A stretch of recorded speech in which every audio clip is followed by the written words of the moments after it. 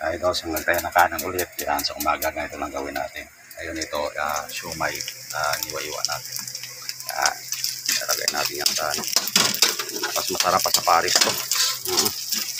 Ito ang teknik ng pagluluto ng ano, ng sinangag. Kailangan siumay, iwa-iwain mo kasi karne naman yan. Pag natuyo yan, lagay natin yung itlog. So, tama ha. Kailangan medyo tuyo siya. Itong gawin natin para at least may alam tayo lahat sa pagluluto. Oo. So yun, pinag-aralan ko lahat ng mga idol kung paano magluto.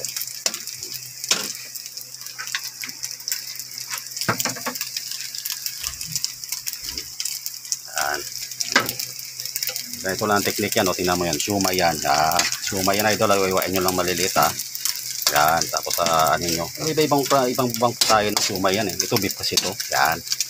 Chicken o beef. Yan. Pwede yan. Yan. Mamaya saka natin papasagin yung itlog. Pag tuyo-tuyo na siya.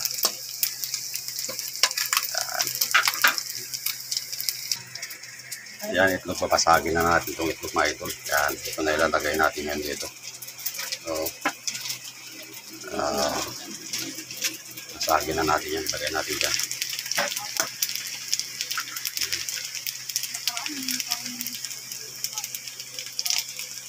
Yan, yung tuyo, kailangan namumula siya. Bago natin ilagay yung itlog.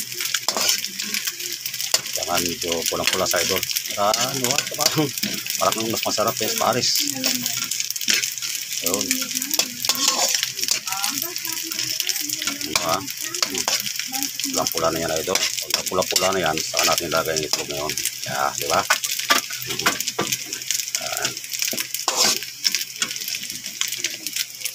Ayun na, babasagin na natin yung itlog. Oo.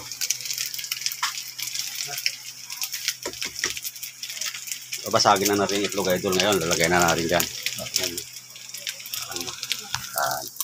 Yan natin na lalagay na dito. Yan.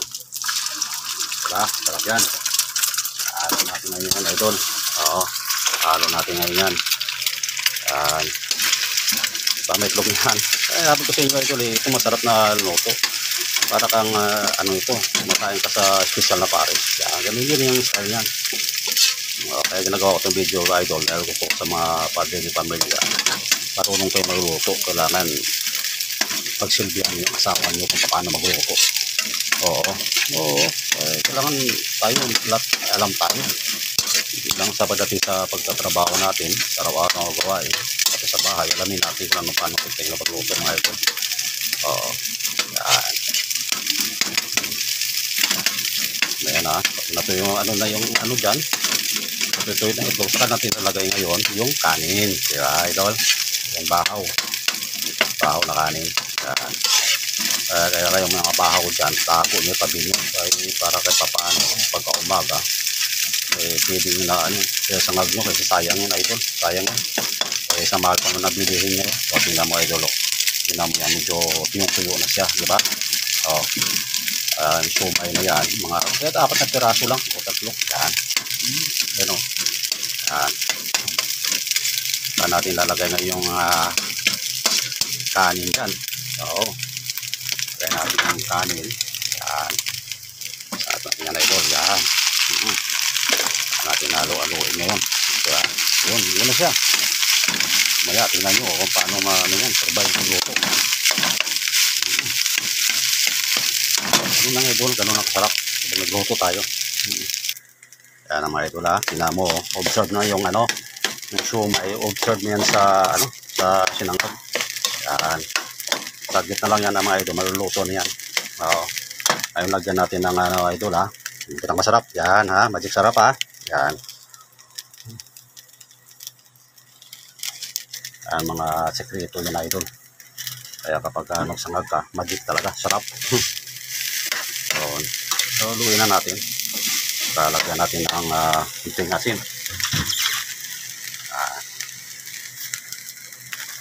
Kunti lang para hindi malat.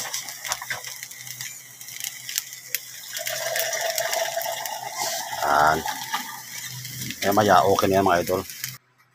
Yan idol, sasali na tayo natin ngayon dito. Yan.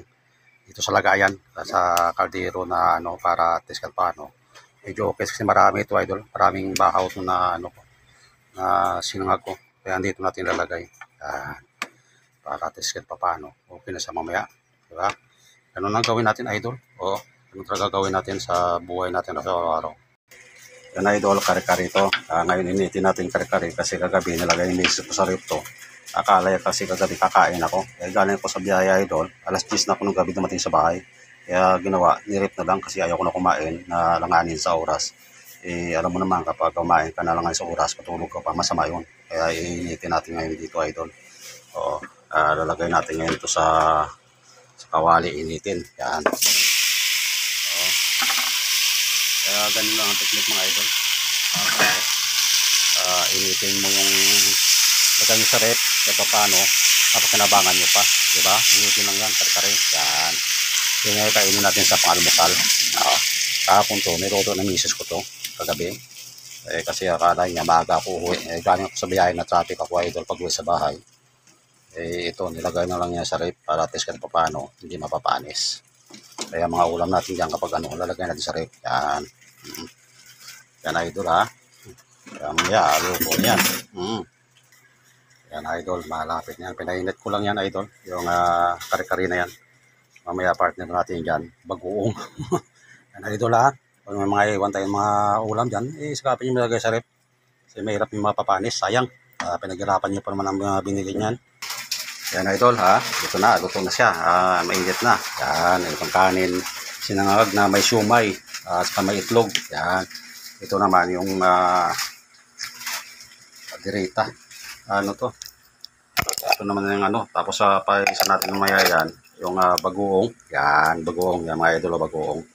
Yan. O, lalagay natin dyan. Para test ka pa ano masarap. Di ba idol? Para hindi masayang yung pagkain. Lalagay sa rep. Para kinabukasan kapag hindi naubos. Yung painit nyo lang para kayong bagay yun. Kasi mahirap yung sayang mga pagkain yan. Hindi natin naubos. Natatapon, mapapanis man lamang. Tulad yung kanin na yan mga idol.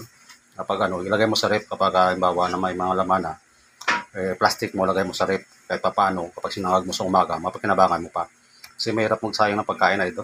Lahat na bagay mahalaga. Kailangan pinaghirapan natin yan. Kailangan marunong tayo mag-ingat. Kailangan mahalaga sa ating kailangan naman mga bagay na o pagkain na naiwan. Kailangan na kapag hindi natin naubos, lagay na sa rep. Mga idol Ngayon, ito na ang bagong tayo naman niluto ko. Pinapakita ko lang sa inyo kung paano pakinabangan yung isang bahaw na kanin. Kaya maraming kanin yan idol kasi kagabi sa misis ko, nakala niya uuwi ako maaga, kakain ako, ngayon hindi ako kumain. Ayan, na-stock na dyan, kaya ginawa namin, sinasangag ko sa umaga. Yan idol lagi kayong mag-ingat, follow nyo ako, share nyo ako, kahit pa paano matutunan ng mga ka-idol natin yung pagluluto ko. Kahit hindi expert, at least nagluluto ako. Diba? Lagi ito na mga idol, God first, bago sarili.